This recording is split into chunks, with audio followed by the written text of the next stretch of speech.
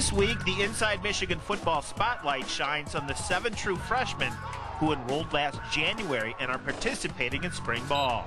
And of course, the one getting most of the attention is quarterback Devin Gardner, who's glad he didn't wait until August to join the program.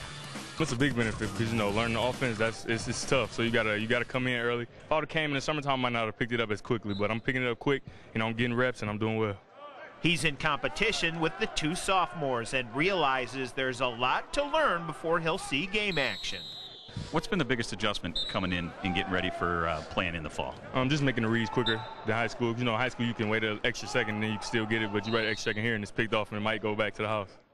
All 7 are offensive players who admit to being a bit overwhelmed at times. Nothing's been easy. I'll say nothing's been easy, but the biggest thing is just how athletic and how good everybody is at this level. Because in high school you come out and you're probably one of the best players at your school, but now everyone's the best player from their school, so it's a big jump. School's harder, workouts are harder.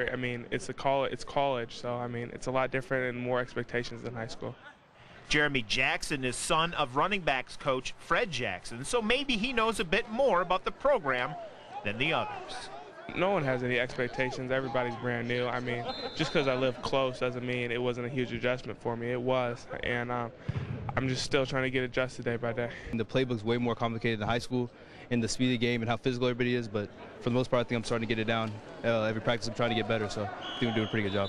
Well, we have a couple of them that I think can help us, both at certainly the skill positions. And Stephen Hopkins has had a good spring. He's still learning. He can help us. And some of those wide receivers like Gerald Robinson and Jeremy Jackson and Ricardo Miller all have a chance. They got a long ways to go. We haven't had a true game plan they have to learn and all that. But we've got 29 practices in August, and I'm sure those guys will work hard over the summer to get ready.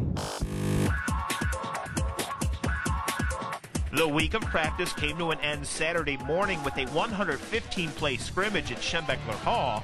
The defense took an 8-2 early lead after stopping the guys in the white shirts on the first 3 possessions.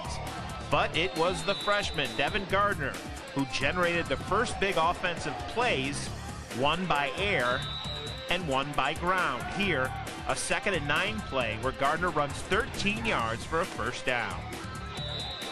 Fitzgerald Toussaint would score on a 1-yard run 5 plays later, providing the game's first touchdown.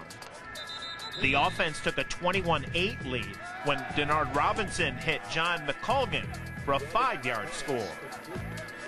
The defense got a big turnover at the midway point when they recovered this Stephen Hopkins fumble near the goal line. The coaches gave the players different situations to keep the scoring competitive. During the overtime period, where the ball was placed on the 25-yard line, the offense dominated. Mike Shaw scores on an 8-yard run here, giving the offense a 35-14 lead. The offense scored on the next 2 possessions as well. Here, Gardner connects with Roy Roundtree from 14 yards out for a touchdown. Tate Forcier had just 1 rushing attempt, and it went 3 yards for a touchdown. Robinson had 12 carries for 105 yards and 2 rushing scores. Through the air, Denard was 15 of 20 for 82 yards and a touchdown. Unofficially, of course. Tate was 9 for 12 for 88 yards through the air, while Devin Gardner had a good day.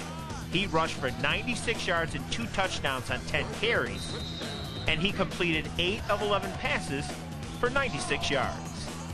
The coaches played a bit with the scoring system late in the game, setting up one last play from the 6-yard line with the score tied at 53. Denard Robinson faked out everyone, including the cameraman, but his touchdown sealed the victory for the offense. It was real intense. It was real intense competition, a lot of competition. Everybody just came out and have fun, play as a team, I guess, and just get better.